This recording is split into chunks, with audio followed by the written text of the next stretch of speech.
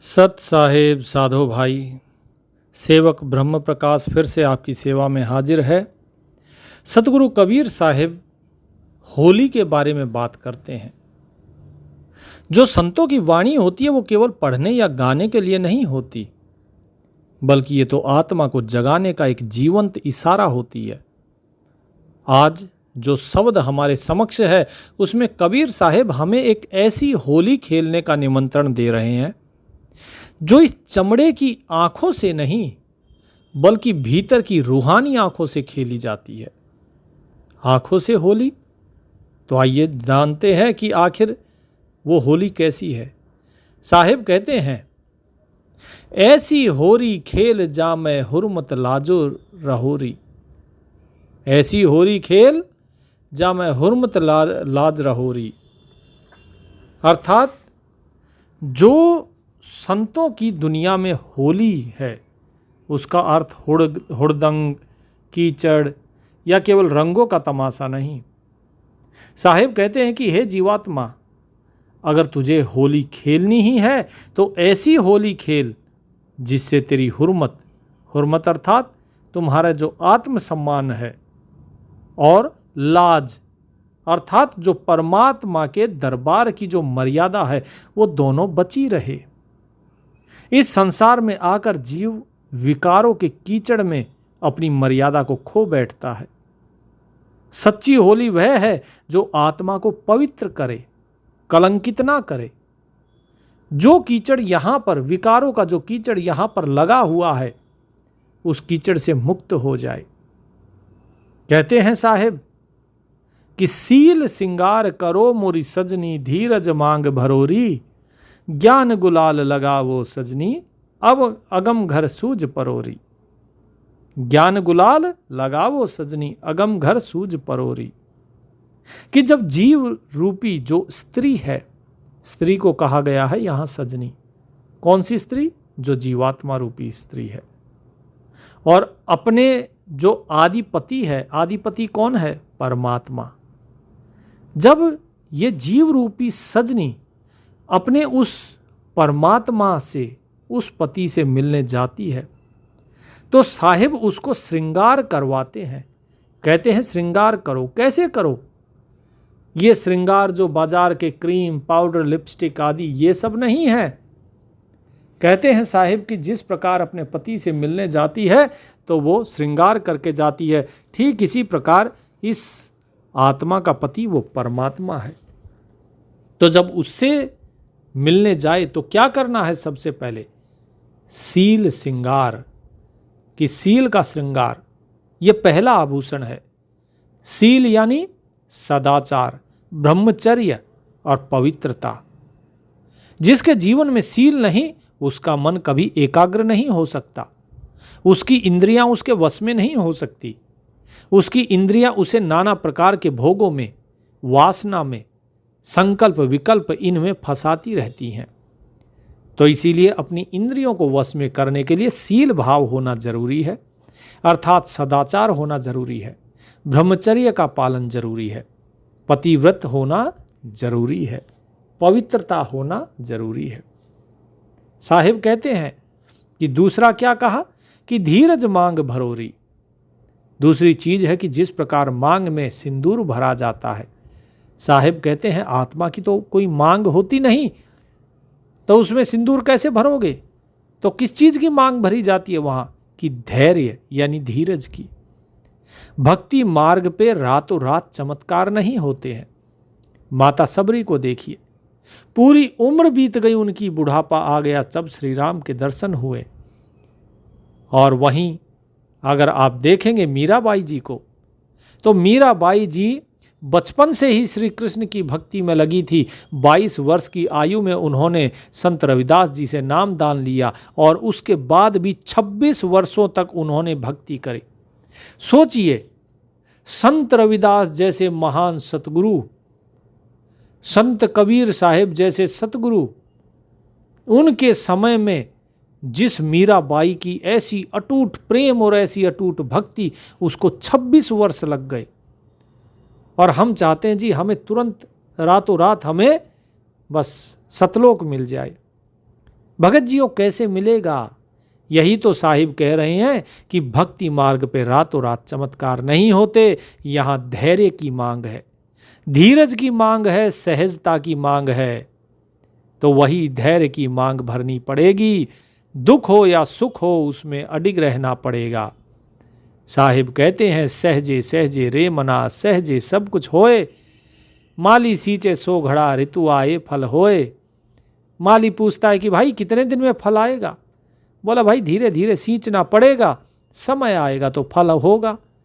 बोले अगर इसको 100 दिन भी अगर सींचना पड़ेगा तो मैं 100 दिन का जल आज ही डाल देता हूँ, 100 घड़े पानी आज ही भर देता हूँ, इसमें होगा क्या? क्या फल मिलेगा? नहीं, बल्कि जो पौधा है वो गल जाएगा, अधिक पानी के कारण वो गल जाएगा, खराब हो जाएगा।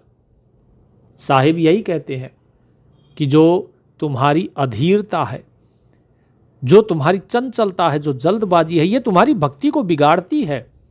क्योंकि चंचलता मन का लक्षण है, एक उद्विग्न मन का, एक जो निरंकुश मन है उसका लक्षण है। इसीलिए मन के ऊपर ज्ञान का अंकुश होना बहुत जरूरी है। यदि ज्ञान का अंकुश नहीं हुआ तो व्यक्ति पार नहीं हो सकता। एक व्यक्ति को देखिए, एक छोटा सा अगर आप उदाहरण लेंगे अपने दैनिक जीवन से तो आपको समझ में आएगा कि आपको भक्ति में करना क्या है और कैसे करना है। एक बच्चा स्कूल जाता है, एक बच्चा स्कूल जाता है, सुबह 7 बजे जाता है, 1 या 2 बजे आ जाता है। मान लीजिए कि 6 घंटे उसने वहाँ पर पढ़ाई करी। स्कूल से घर आके और घर पे आकर फिर से वो पढ़ता है, अपना जो घर का काम दिया होता है उस घर के होमवर्क को कंप्लीट करता है, पूरा करता है, और उसके बाद फिर रात को फिर से वो पढ़ता है। सोने से पहले पढ़ता है। क्यों? क्योंकि उसे पता है कल जो याद करने के लिए दिया है वो सुना जाएगा, इसीलिए वो याद करता है। किस कारण? भय के कारण। किस चीज़ का भय? कि अगर नहीं याद किया तो टीचर पनिशमेंट देंगे। किस भय के कारण? कि भाई अगर टीचर पनिशमेंट देंगे तो मेरी वहां पर इंसल्ट होगी, बेइज्जती होगी। तो वो भय भी होना जरूरी है। साहिब कहते हैं, भय से भक्ति होत है, भय से पूजा होए। कहे कबीर भय में रहो, निर्भय रहे न कोई। कि भाई हमेशा व्यक्ति भय में होना चाहिए। क्यों? क्योंकि मरने का डर है, भय है। अगर ये काल ना हो तो लोग भक्ति करें ही नहीं। जरा सोचिए, सबको पता है कि मृत्यु आनी है। लोग कहेंगे काल ऐसा है, काल वैसा है, काल दुष्ट है, काल मार के खा जाता है। नहीं भाई, काल आपके भले के लिए है, काल आपके बुरे के लिए नहीं। यदि काल ना होता तो रावण जैसे अधर्मी, कंस जैसे अधर्मी, पापी, दुरात्मा क्या जीने देते? वे आज भी जीवित होते और लोगों को त्रास देते रहते, उन्हें मार मार कर खाते रहते। तो इसीलिए ये काल भी जरूरी है। इस काल का भय है तो लोग भक्ति करते हैं, इस काल का भय है तो लोग पूजा करते हैं भगवान की, इस काल का भय है तो लोग पाप करने से डरते हैं। यदि भय ही ना हो, जरा सोचिए, देश में अगर कानून नाम की कोई चीज़ नहीं हो तो लूट मार, चोरी चकारी, व्यभिचार, पता नहीं क्या क्या इस देश में फैल जाएगा और ये सारा देश बर्बाद हो जाएगा।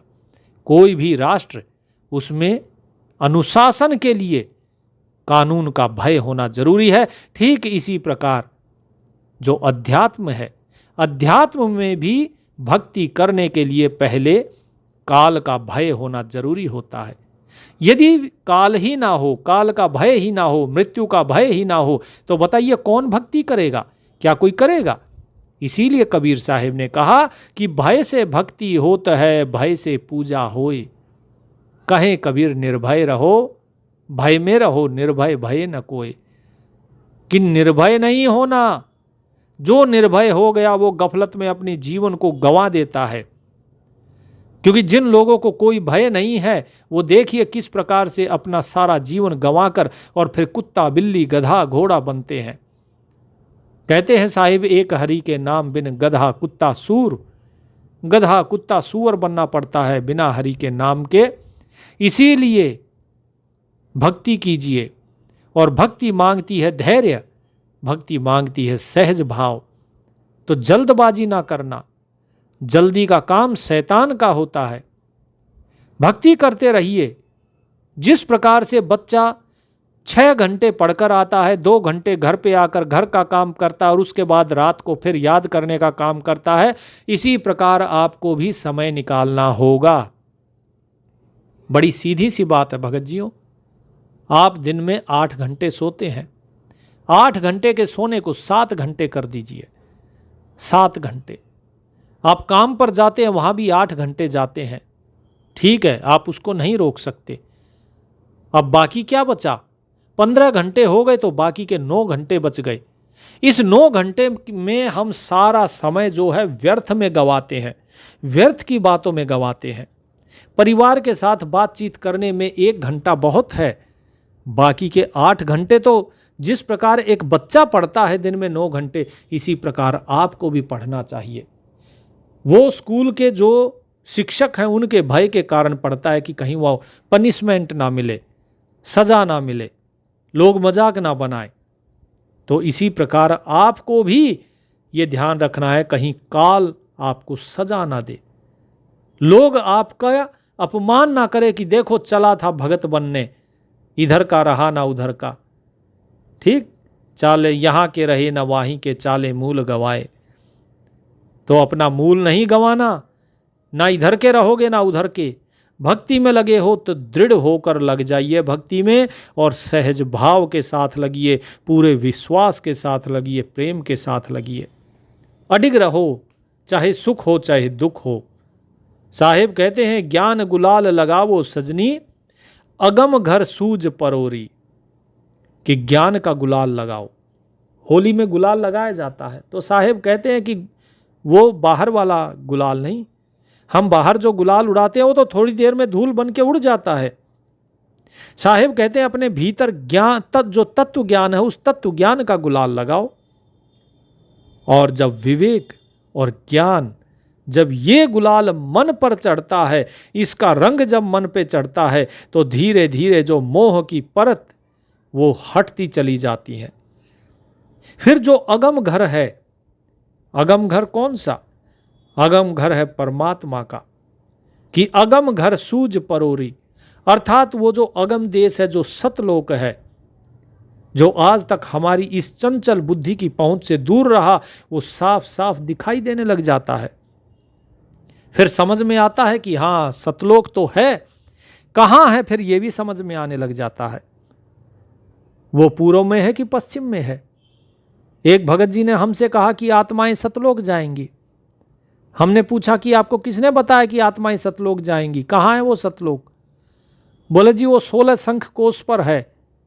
हमने पूछा कि बहुत अच्छी बात है 16 शंख, साहिब कहते हैं 16 शंख पर तकिया हमारा, कि 16 शंख पर कोष पर हमारा तकिया अर्थात हमारा स्थान है। लेकिन वो कहाँ है, किधर चलना है, ऊपर चले कि नीचे चले, पूर्व पश्चिम उत्तर दक्षिण किस दिशा में है वो, ये भी तो पता होना चाहिए। अरे नीचे चलेंगे तो क्या धरती के अंदर जाएं? अमेरिका की तरफ से ऊपर चलना है कि भारत की तरफ से ऊपर चलना है? किस तरफ से ऊपर? क्योंकि दोनों ही तो धरती के विपरीत दिशा में है, तो कहाँ जाना है? तो उस चीज का उत्तर कोई नहीं जानता। उस चीज का उत्तर साहिब कहते हैं तब समझ में आता है जब तत्व ज्ञान का गुलाल लगाओगे, तब समझ में आएगा कि सतलोक कहाँ है, तब पता लगता है वो अगम घर कहाँ है। नहीं तो जब तक मन पर ये ज्ञान का गुलाल नहीं चढ़ता तब तक मन अज्ञानी बना रहता है। इसके ऊपर मोह ही मोह चढ़ा रहता है। इसके मोह की परत तभी उतरेगी जब इसके ऊपर ज्ञान का साबुन लगे और सत्संग का पानी लगेगा। साहिब कहते हैं कि उठत धमार कायागढ़ नगरी, अनहद बेनु बजोरी, फगवा खेलूं अपने साहिब संग, हृदय साच धरोरी। जिस प्रकार से होली खेलते हैं लोग क्या करते हैं, ढोल बजाते हैं, तबले बजाते हैं, है ना, मंडली निकालते हैं पूरी और गाते बजाते हुए लोग गीत गाते हुए निकलते हैं, होली के गीत गाते हुए निकलते हैं। साहिब कहते हैं कि प्यारी साध संगत जी, जब भीतर ज्ञान का गुलाल उड़ता है तो इस शरीर रूपी किले, अर्थात जो कहा ना उठत धमार काया गढ़ नगरी, काया अर्थात शरीर, गढ़ माने अर्थात किला, कि शरीर रूपी किले के भीतर एक अद्भुत हलचल होती है। वो हलचल जो शुरू होती है जिसे साहिब धमार कहते हैं, अर्थात होली का एक विशेष राग होता है जिसे राग धमार कहा जाता है, तो वो होता है। साहिब कहते हैं कि अनहद बेनु बजोरी, कि फिर जब सूरत जो है, सूरत जब शब्द में लीन होती है तो भीतर बिना बजाए बजने वाला नाद, वो अनहद नाद, अनहद वेणु, बांसुरी की धुन, वो रूहानी ध्वनि वो सुनाई देने लगती है। वो जो कहते हैं एक मधुर धुन, वो संगीत जो पैदा हो रहा है अंदर, जिसे कबीर साहिब ने कहा है अनाहद, वो अनहद नाद फिर सुनाई देना शुरू हो जाता है। तो इसीलिए उसमें लीन हो। लेकिन सूरत शब्द में लीन होगी कैसे? हमें तो शब्द का पता नहीं, शब्द आया कहाँ से? साहिब कहते हैं शब्द कहाँ से उठत है, कहवा जाए समाए, हाथ पाँव वाके नहीं कैसे पकड़ा जाए। कि भाई दुनिया कहती है कि शब्द शब्द, सब कह रहे हैं सार शब्द सार शब्द। कबीर साहिब कहते हैं कि भाई वो शब्द कहाँ से उठता है, कहाँ से सुनोगे उस शब्द को? उस शब्द का उच्चारण करने वाला कौन है और वो शब्द कहाँ समाता है? जब जीव बोलता है तो वो जीव कहाँ से बोलता है? वो जीव बोलता है अपने मुख से। तो पता है कि भाई मुख से वाणी उच्चारण हो रहा है, लेकिन जब बोलता है तो जब तक वो बोलता है तो शब्द सुनाई देता है, उसके बाद वो शब्द कहाँ चला जाता है? क्योंकि शब्द जो है वो हमेशा रहता है, शब्द कभी अंत नहीं होता।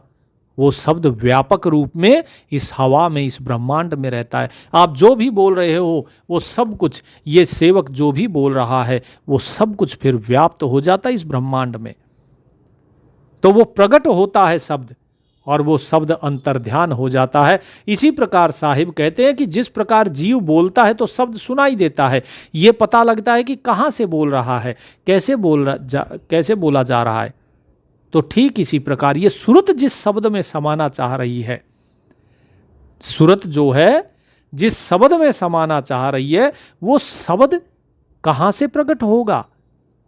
शब्द कहाँ से उठत है, कहाँ से उठता है? ये कहवा जाए समाए, और कहाँ जाकर ये समाता है? हाथ पांव वाके नहीं कैसे पकड़ा जाए? उसके हाथ पैर तो है नहीं, उस शब्द को पकड़ोगे कैसे, कैसे जानोगे? जब लोगों को कोई उत्तर नहीं मिलता तो कबीर साहिब फिर समझाते हैं उन्हें कि सूरत नाभि से उठत है, त्रिकुटी जाए समाए। कहाँ से? कि जो नाभि है आपकी, नाभि कमल, आप जब श्वास लेते हो तो श्वास पूरा नाभि तक जाता है, और जब नाभि तक जाता है फिर वहाँ से जब श्वास बाहर आती है तब वो नाभि से शब्द उठता है। इसीलिए जब आप बोलते हो तो आपकी नाभि पर जोर पड़ता है। जब आप बोलते हो तो नाभि तक आपको एक वाइब्रेशन, स्पंदन महसूस होता है। वो शब्द उस नाभि से उठता है और त्रिकुटी पर जाता है, क्योंकि मुख से तो बोला ही जा रहा है, वो उसके साथ साथ श्वास जो है वो त्रिकुटी पर जाके टकराती है। और साहिब कहते हैं कि बिल्कुल उसके हाथ पैर नहीं है शब्द के।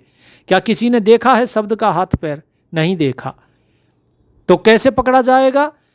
कि सूरत से पकड़ा जाए, वो सूरत के द्वारा पकड़ा जाता है, शब्द को सूरत के द्वारा पकड़ा जाता है।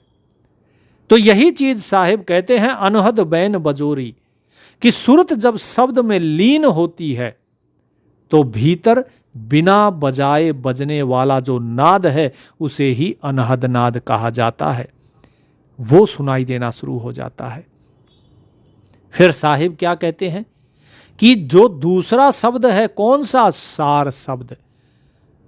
अब ये तो अनहद शब्द की बात थी, अब बात आती है सार शब्द की, कि सार शब्द को कैसे प्रकट करेंगे, तो सार शब्द को प्रकट किया जाता है सार नाम के द्वारा। सार नाम के द्वारा प्रकट करने के लिए सार नाम का सुमरन करना होता है, और सार नाम सुमरन करने की विधि बिल्कुल अलग है। साहिब कहते हैं कि 4 पदार्थ एक कर, क्या 4 पदार्थ एक कर, सुरत निरत मन पौन, असल फकीरी जोग यो गगन मंडल को गौन।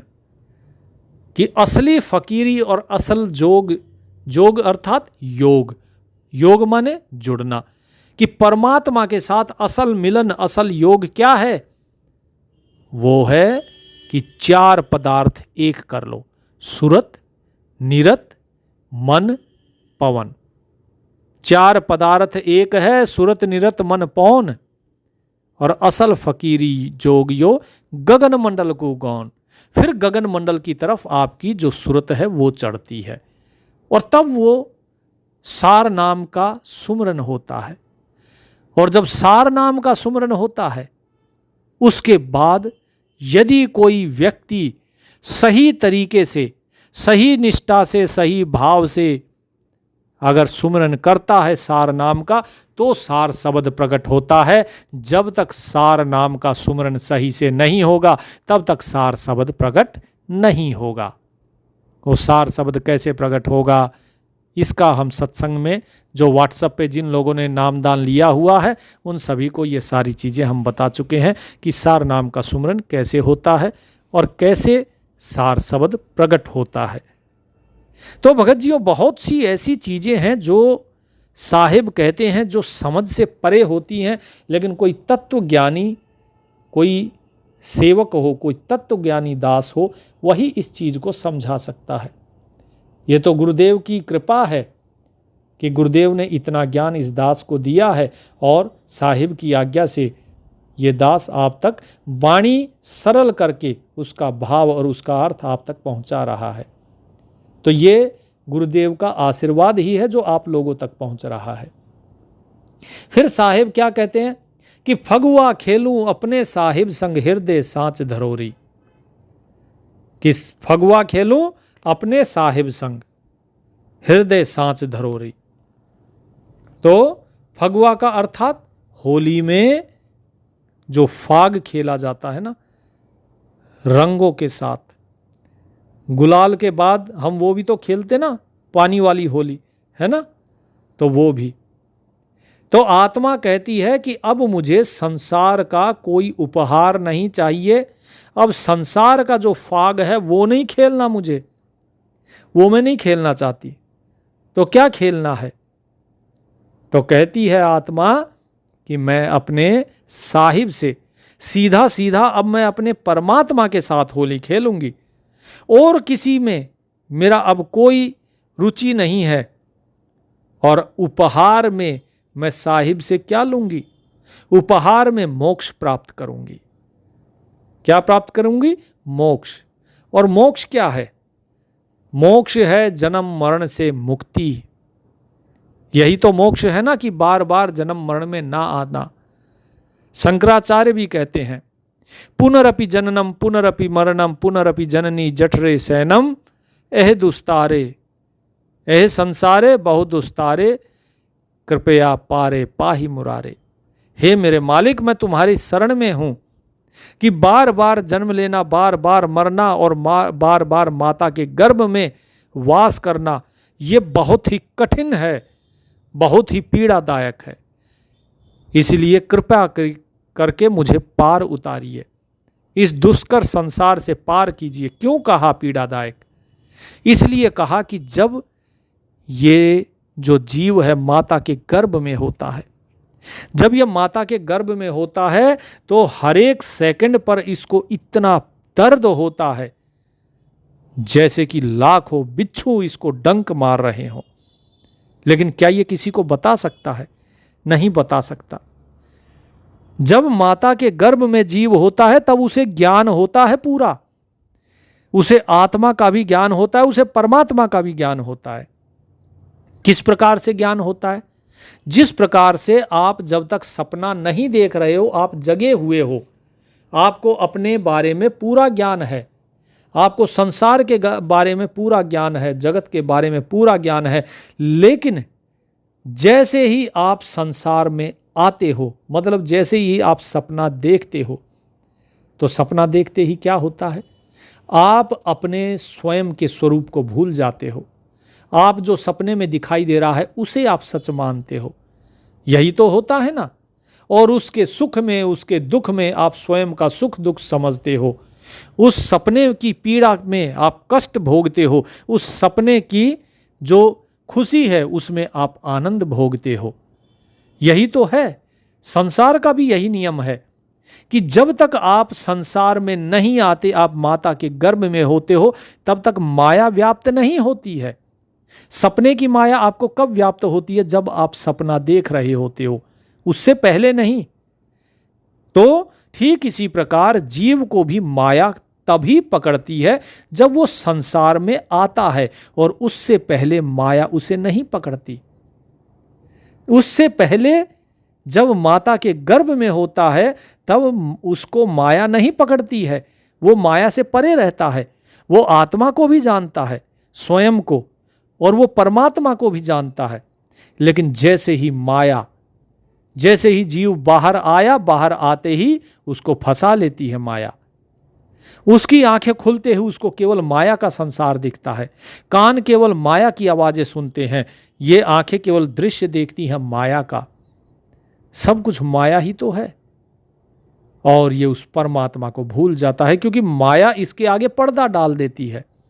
तो कबीर साहब यही कहते हैं कि भाई फाग खेलो, होली खेलो अपने साहिब के संग। लेकिन साहिब के संग तो जब खेलेंगे जब साहिब को जानेंगे। साहिब को जानने के लिए स्वयं को जानना होगा, क्योंकि शरीर तो साहिब के साथ नहीं खेल सकता है, खेलेगी तो आत्मा।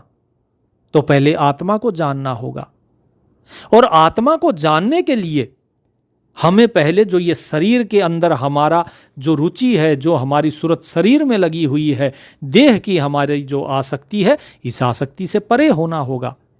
उसके लिए सत्य नाम का सुमरन करना होगा।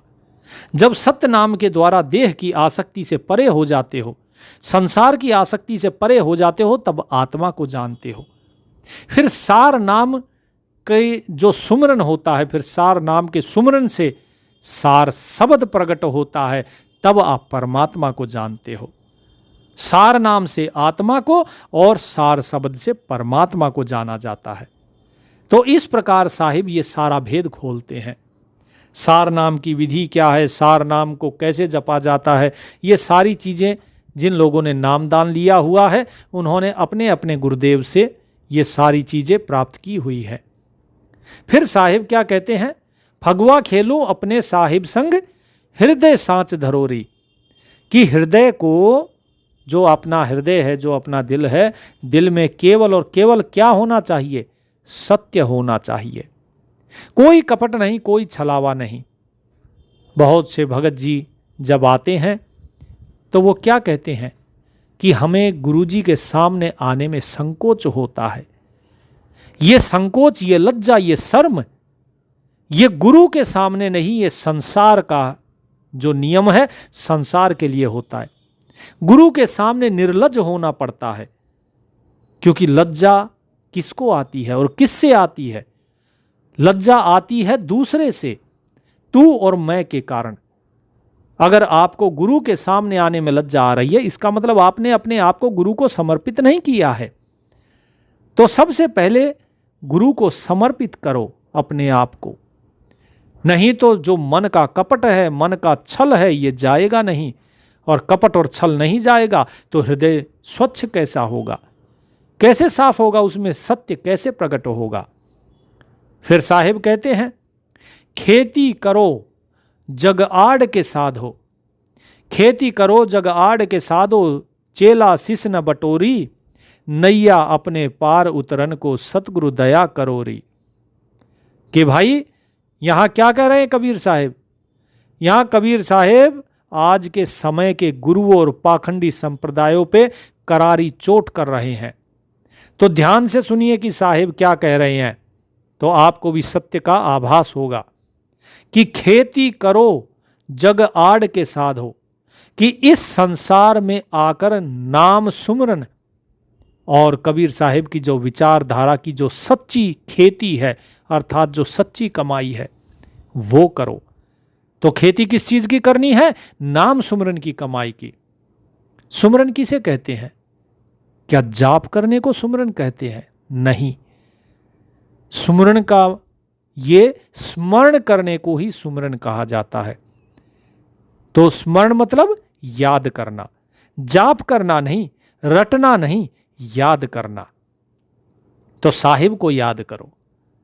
फिर क्या कहा साहिब ने कि खेती करो जग आड़ के साधो, चेला शिष्य न बटोरी, अर्थात चेले और शिष्य इनको मत बटोरो, इनके पीछे मत भागो, इनको मत इकट्ठा करो, भीड़ इकट्ठा करने के चक्कर में मत पड़ो। आजकल के जो लोग हैं वो संप्रदाय बढ़ा रहे हैं, चेलों की गिनती गिन रहे हैं कि मेरे इतने लाख अनुयायी हैं, मेरे इतने अनुयायी हैं। कबीर साहिब कहते हैं कि ये सब कुछ काल का जाल है, चेलों को बटोरने से उद्धार नहीं होगा। हमारे गुरुदेव महाराज कहते हैं कि भाई नामदान लो और जाओ घर, घर बैठ के अपना सुमिरन करो, भजन करो। कहीं किसी आश्रम में जाने की जरूरत नहीं है, इकट्ठा होने की जरूरत नहीं है, किसी भंडारे की जरूरत नहीं है, किसी चीज की जरूरत नहीं है। सब कुछ परमात्मा है, देने वाला परमात्मा है, लेने वाला परमात्मा, उसी का नाम सुमरन करो, घर में रहो। आचार्य गरीबदास महाराज अपनी वाणी में कहते हैं कि गाड़ी बाहो घर रहो, भजन करो खुशहाल, साईं सिर पर राखिए सही भक्ति हर लाल। घर में रहो, अपना जो है गाड़ी बाहो, अर्थात अपना जो व्यापार है, जो रोजगार है वो करते रहो, अपनी जिम्मेदारियां पूरी करते रहो और साहिब का सुमरन करो और साईं सिर पर राखिए। साईं सिर पर राखने का मतलब कि हमेशा उस साहिब को याद रखना। सही भक्ति हर लाल, यही सच्ची भक्ति है कि संसार का सारा कार्य करते हुए भी आप सच्ची भक्ति कर रहे हो, आप हमेशा उस परमात्मा को याद रखते हो। जिस प्रकार आप कभी भी कुछ भी करते हुए कभी भी सांस लेना आप भूलते नहीं हो, ठीक इसी प्रकार उस साहिब को याद रखना भी भूलना नहीं है, कुछ भी करो। साहिब कहते हैं वाणी में, डेरे डांडे खुश रहो, खुसरे लहे न मोख, और ध्रुव प्रहलाद उधर गए तो डेरे में क्या दोष। कि भाई डेरे में रहो, अपने घर में रहो, अपना सारा कार्य करते रहो और खुश रहो, घर में ही खुश रहो। कैसे? परमात्मा का नाम सुमरन करते हुए। क्योंकि जो संसार में खुश रहते हैं उनको कहा गया है खुसरे। जो संसार में मगन है, बोले खुसरे रहे न मोख, कि जो संसार में मगन है, संसार में जो खुश हैं उनका मोक्ष नहीं होता। मोक्ष किसका होता है? कि डेरे डांडे खुश रहो, कि डेरे में रहकर, घर में रहकर भी जो सुमरन करके खुश रहता है, परमात्मा जिस विधि से रखते हैं उसी विधि से रहकर जो खुश रहता है। और क्या कहा कि ध्रुव प्रहलाद उधर गए। ध्रुव और प्रहलाद दोनों घर में ही तो रहते थे, वनवासी तो थे नहीं। बोले ध्रुव प्रहलाद उधर गए तो डेरे में क्या दोष, घर में रहने में क्या दोष है। भाई यदि ध्रुव प्रहलाद घर में रहते हुए उनकी मुक्ति हो सकती है, जितने संत थे, आपको याद है कोई संत, मैं ऋषि मुनि की बात नहीं कर रहा हूं, किसी संत की, कि संत जो है छोड़ छाड़ के सब कुछ और अपना बाहर जाके और अपनी भजन बंदगी कर रहे हैं, परिवार को छोड़ दिया हो जिन्होंने, नहीं। कबीर साहिब ने सारे समाज को दिखाया कि देखो घर में रहते हुए भक्ति होती है। ये सारी चीजें सभी ने दिखाई। राजा जनक थे, उन्होंने दिखाया कि भक्ति होती है, विदेह हुआ जा सकता है राजपाट करते हुए भी। एक वैरागी की तरह राजा बने रहो। ठीक इसी प्रकार साहिब ने कहा कि भाई सच्चाई रखो अपने मन के अंदर, खेती करो जग आड़ के साधो, चेला शिष्य न बटोरी, नैया अपने पार उतरन को सतगुरु दया करोरी। कि भाई यदि तुम्हें किसी और को पार नहीं उतारना है, किसी और को पार उतारने का ठेका मत लो। बहुत से लोग क्या करेंगे, सत्संग सुन लिया और सत्संग सुन के दूसरे को ज्ञान देना शुरू कर दिया, व्हाट्सएप पे लग गए, हाँ जी भगत जी आपको पता है ऐसा कैसे होता है, ये पता है क्या है। किस लिए? साहिब कहते हैं पहले खुद ग्रहण करो ज्ञान, पहले खुद पार उतरो। ये सेवक, ये दास अगर आप तक ये वाणी पहुंचा रहा है तो इसमें दास का कोई निजी स्वार्थ नहीं, ये मेरे साहिब की, मेरे गुरु की आज्ञा है कि वाणी का प्रचार करो, अपने ज्ञान का प्रचार नहीं, खुद का प्रचार नहीं। आप देखते होंगे कि ये दास अपना कभी वीडियो नहीं बनाता, कोई इक्का दुक्का ही होती है जिसमें हम अपनी शक्ल दिखाते हैं, नहीं तो केवल साहिब की फोटो रहती है और केवल साहिब का ही गुणगान, साहिब की ही वाणी। क्योंकि दास को प्रचार नहीं चाहिए, प्रचार करना है वाणी का, प्रचार करना है इस सत्संग का जो साहिब का सत्संग है, मेरा सत्संग नहीं। तो साहिब का जो सत्संग है उसका प्रचार होना चाहिए, स्वयं का नहीं। इसी प्रकार जीव को चाहिए कि पहले स्वयं पार उतरे। अगर किसी और को पार उतारना है तो पहले स्वयं उतरो, तभी दूसरे को उतार सकते हो। तो नैया अपने पार उतरन को सतगुरु दया करो री। तुम्हें किसी और को अगर पार नहीं उतारना है, पहले अपनी नैया यानी अपने स्वयं को इस भवसागर से पार उतारने की चिंता करो। और वो नैया कैसे पार होगी? वो नैया पार होगी जब सतगुरु, जो पूर्ण सतगुरु है, उसकी दया होगी, उसकी मेहर होगी, जब उनका सच्चा शब्द मिलेगा तभी ये आत्मा पार हो पाएगी, अन्यथा पार होना बड़ा ही कठिन है। तो भगत जियों, ये सारा भेद साहिब समझाते हैं और फिर क्या कहते हैं अंत में? साहिब कहते हैं मने मने की सिर पर मटुकी। क्या? मने मने की सिर पर मटकी, नाहक बोझ मरोरी, मटकी उतार मिलो तुम पियसो, सत्य कबीर गहोरी। मने मने, मने मने अर्थात मन। एक मन कितना होता है? 40 किलो का। मटकी अर्थात मिट्टी का, जो मटकी घड़ा होता है मिट्टी का। तो साहिब कहते हैं कि तुमने अपने सिर पर मन के संकल्प विकल्प की मन मन भर की मटकी रखी हुई है, इतना बोझ लादे हुए हो अपने संकल्प विकल्पों का, अपनी चतुराई का, अपनी जाति का अभिमान, अपने कुल का अभिमान, अपने गोत्र का अभिमान, अपने ज्ञान का घमंड और इच्छाओं का जो मटका भरा हुआ है वो तुमने अपने सर पे उठाया हुआ है। व्यर्थ में ही बोझ मर रहे हो, नाहक बोझ मरोरी। इस झूठे मानसिक बोझ को ढोते ढोते तुम व्यर्थ ही अपना जन्म मरण के चक्र में तुम मरे जा रहे हो। 84 लाख योनियों का चक्कर सिर्फ इसी मन के बोझ के कारण है। क्योंकि सारा सब कुछ, साहिब कहते हैं कि आत्म परमात्म एक है। बोले आत्मा परमात्मा एक है? कबीर साहिब कहते बिल्कुल है। आचार्य गरीबदास महाराज कहते हैं कि हाँ भाई, आत्मा परमात्मा एक ही है, आत्म परमात्म एक है। ये कई नूर जहूर, बिच कर झाई कर्म की ताते लागे दूर। कि भाई तुम्हारे बीच में कर्मों का पर्दा है, माया का पर्दा है, इसलिए तुम्हें दूर लगता है। वो माता के गर्भ तक माया का पर्दा नहीं होता, लेकिन जैसे ही माता के गर्भ से बाहर आते हो, बाहर आते ही माया अपना पर्दा डाल देती है और आप फंस जाते हो तू और मैं में, और इसी अज्ञान, इसी कर्मों के पर्दे में फंस जाते हैं। तो क्या कहते हैं कि भाई ये पर्दा कैसे पड़ गया, क्यों पड़ गया? साहिब कहते हैं कि आत्म पूर्ण ब्रह्म है। ध्यान से सुनिए, आत्म पूर्ण ब्रह्म है, परमात्म पर ब्रह्म, कल्प रूप कल में पड़ा ताते लगे कर्म। कि ये जो आत्मा है ये तो पूर्ण ब्रह्म है, और वो परमात्मा पर ब्रह्म है। वो परमात्मा पर ब्रह्म है और आत्मा पूर्ण ब्रह्म है। लेकिन ये जो इसका मन है ये कल्पना रूपी कर्म में पड़ गया। किस में पड़ गया? कल्पना। मन की जो कल्पनाएं हैं कि कल्प रूप कल में पड़ा, कि कल्पना रूपी इस काल के, कल अर्थात काल के चक्र में पड़ गया।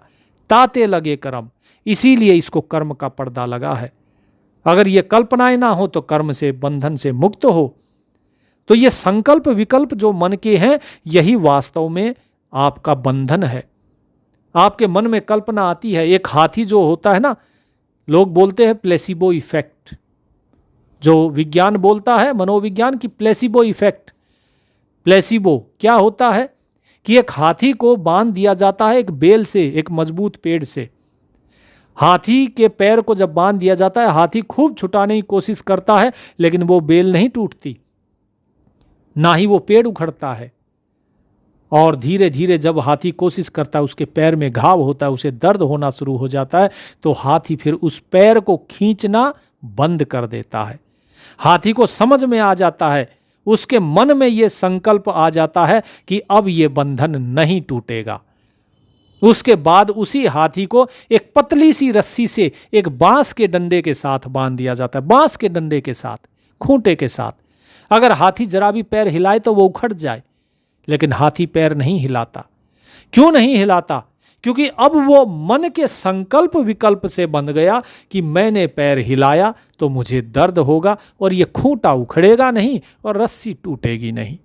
ये उसके मन में पहले से ही संकल्प विकल्प हो गए, इसीलिए वो बंधा हुआ है। अगर वो कोशिश करे तो मुक्त हो जाएगा। ऐसे ही मन भी अपने संकल्प विकल्प करता रहता, जिसके कारण जीव बंधा हुआ है। मन के संकल्प को खत्म कर दो तो मुक्त हो जाओगे। साहेब कहते हैं कि तुमने व्यर्थ ही बोझ उठाया हुआ है, कहां ये 84 के चक्कर में फंसे हो। मटकी उतार मिलो तुम सो पीओ। क्या कहा कि मटका उतार के उस प्रीतम से मिलो, उस परमात्मा से मिलो, सत्य कबीर कहोरी। और क्या कहा कि सत्य कबीर कहो, सत्य कबीर का सुमरन करो। ठीक है जी। तो क्या मतलब हुआ इसका कि मुटकी उतार मिलो तुम पीवसो, कि उस अविनाशी प्रियतम परमात्मा से मिलना है। तो इस अहंकार, वासना और ये संकल्प विकल्प रूपी जो मटका है, जो सिर पे उठाए उठाए घूम रहे हो, इसको उतार कर पटकना होगा। और जब तक ये अहंकार की मटकी नहीं पटकते हो, तब तक परमात्मा नहीं मिल सकता। फिर साहिब ने क्या कहा? सत्य कबीर कहोरी। स्वयं सतगुरु कबीर साहिब ये गवाही दे रहे हैं कि इस चंचल मन के बोझ को शून्य कर दो, पूर्ण गुरु की शरण लेके नाम की कमाई करो, तभी जीवन की सच्ची होली सार्थक होगी, तब तुम होली खेल पाओगे। तो आइए हम सब भी अपने भीतर के इस विकार रूपी मटके को उतारें और सतगुरु के शब्द रंग में रंग जाए। जो शब्द का रंग है उस रंग में रंग जाए। तो बोलिए सतगुरु कबीर साहिब की जय। सत साहिब। गुरुदेव की कृपा सब पर बरसती रहे।